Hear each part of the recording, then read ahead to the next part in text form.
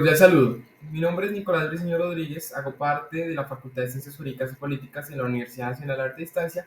y vengo a hablar sobre el Movimiento Nacional de Víctimas de Crímenes de Estado, la importancia de los movimientos sociales y políticos y el ejemplo del caso colombiano. Tenemos que hablar que todo movimiento social o político surge en cuestiones de Estado. ¿A qué se refiere esto? Que todo movimiento aparece con el fin de que el Estado solucione y dé visibilidad a lo que está ocurriendo o que ciertas políticas o maneras de gobierno que se tienen están afectando a la sociedad y que esto debe tener una pronta solución. Es así que estos movimientos lo que buscan es que la desconexión o la falencia que hay entre el Estado y la sociedad se elimine con el fin de que haya una armonía entre ambos. El caso colombiano es interesante porque lo podemos tomar desde 1819 y lo podemos tomar en tres momentos simples, de 1819 a 1840, que es la aparición de ese conflicto interno ideológico entre centralistas y federalistas, que culmina en 1848 y 1849 con la aparición del Partido Liberal y el Partido Conservador y que genera esa nueva narrativa de lucha ideológica que agrega ese conflicto interno de la idea de ese bipartidismo que tuvimos. El segundo momento, que es desde 1840 a 1850 hasta 1950, que es ese conflicto bipartidista que va escalando a tal punto que se genera un conflicto que fue la guerra de los 1000 días, que se genera esa guerra de los 1000 días y que seguido de esa guerra aparece la época de la violencia entre liberales y conservadores con el fin de mantener el poder político. Es así que con la llegada, bueno, con el asesinato de Jorge Eliezer Gaitán en 1848, surgen guerrillas en medio de dos momentos cruciales de esta época y es la aparición de el comandante Rojas Pinillas en el poder y el surgimiento del Frente Nacional. Como muchos grupos políticos y muchas minorías no estaban siendo representadas, aparecen guerrillas influenciadas por la Revolución Cubana, que son en este caso las FARC, el ELN, con el fin de buscar la visibilidad política. Y por otro lado aparece, por ejemplo, el movimiento de 19 de abril, debido a un fraude electoral dado en medio de todo ese proceso político del Frente Nacional, lo cual lleva a que específicamente todos los movimientos sociales en Colombia tengan una relación directa entre la desconexión del Estado debido a que se han mantenido oligarquías políticas en el poder y asimismo las formas de solucionarlo, ya que en este caso y de los más importantes, que son las guerrillas, se han armado en grupos que llevan como parte la violencia con el fin de impulsar la visibilidad. Estos grupos pues son realmente importantes en el tema político debido a que con el paso de los años presentaron ciertos problemas relevantes que el Estado no asumía o tomaba. Y es el segundo punto a tomar en cuenta acá, y es la forma en cómo surge un movimiento social y la forma en cómo el Estado responde al surgimiento social. En el caso de las guerrillas, el Estado intentó responder a través de procesos de paz, 4 procesos de paz que fueron 3 fallidos, 2 con las FARC, uno con el ELN entre 1870 a 1990,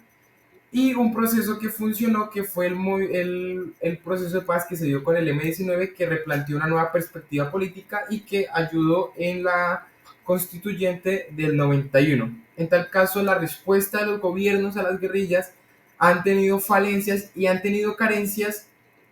que a su vez representan que el gobierno no buscaba mejorar esa relación que había con el pueblo y las demandas que estos grupos en su principio exigían. Ya con el tiempo, pues los secuestros, el narcotráfico y muchos conflictos más que se dieron, pues hacen que la narrativa de las guerrillas pierda su fuerza ideológica y mantenga pues un conflicto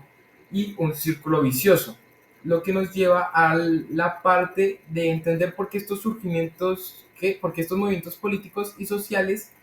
tienen una perspectiva de poder, y es el por qué y para qué luchamos dentro de un movimiento.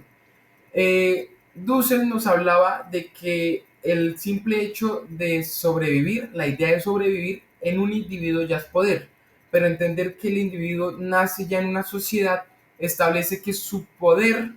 o su forma de sobrevivir en la política es a través de los mecanismos que le son permitidos. Es así que Dussel nos induce a un contexto donde la política ya es un entramado social, y es a la forma en la que Bovero pues explicaba qué es lo político, que lo político en sentido adecuado se refiere a las relaciones de poder entre individuos, y que el humano hace una referencia extraña a un fenómeno que es el fenómeno de mandar y obedecer. En el contexto político colombiano, los grupos o las oligarquías políticas buscan ese mandato constante, ya que de ahí hay beneficios, y la sociedad, la cual ejerce su soberanía o la quería ejercer su soberanía, se ve se ve en un tipo de obediencia, la cual pues dentro de las constituciones se plantea de una manera diferente. En lo escrito, de manera constitucional, son los políticos quienes deberían seguir a las demandas sociales que existen dentro de un territorio, y es así que, por ejemplo, en el contexto de la Constitución de 1991 se plantea ese debate político que se da donde el Estado ya no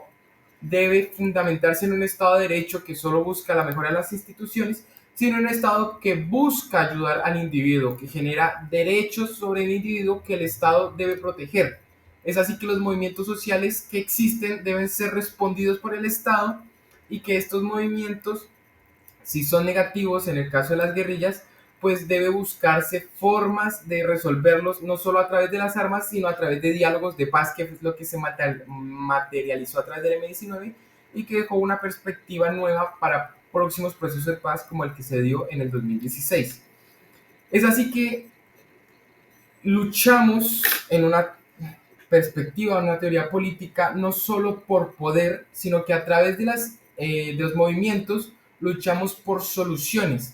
Ahora bien, con una constitución como la del 91 que plantea que el Estado es un Estado social de derecho, los movimientos ya no solo hablan de pedirle al Estado soluciones, sino exigirle al Estado mismo, que es diferente, unas soluciones concretas, y que el Estado de estas soluciones demuestre que son eficientes, que el Estado demuestre que lo que hace funciona. Es así que, por ejemplo, después de 1991 empezaron a aparecer no solo movimientos que buscaban su representación política, sino movimientos que buscaban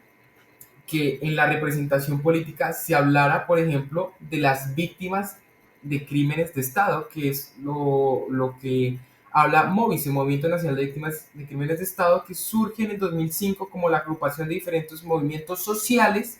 Son unos 16 a 18 movimientos más o menos que existían en el 2005,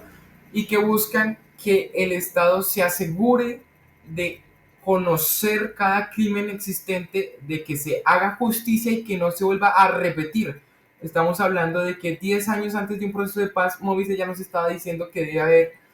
derechos sobre las víctimas que sean reconocidas, respetadas, y que debe haber una verdad sobre la cual debemos hablar. Es así que dentro del contexto del Estado colombiano, hablar de la participación política es hablar no solo de que el Estado durante muchos años fundamentó su lucha ideológica por el poder, y no una lucha por ir más allá del poder y abarcar un Estado que obedeciera a todos y buscara pues la representación de todos. El conflicto armado pues es una huella que queda en la historia de los colombianos, y que aparte pues dejó muchas cosas malas en cada región del país. y que debido al mal gobierno que se le dio y a los malos movimientos que surgieron por parte de la sociedad y del Estado, pues hoy en día tenemos movimientos como el Movise que buscan es representar a las víctimas y que no nos están hablando de buscar la paz o que no nos están hablando de buscar algo más allá de una representación total. Sí, la Constitución del 91 llegó para generar un nuevo planteamiento, pero es importante seguir entendiendo que los movimientos sociales deben seguir siendo representados dentro del Estado, como lo planteó la Constitución del 91, para que no se vuelvan a repetir ciertas cosas que la historia ya nos comenta. Con esto ya doy un final a mi exposición. Muchísimas gracias.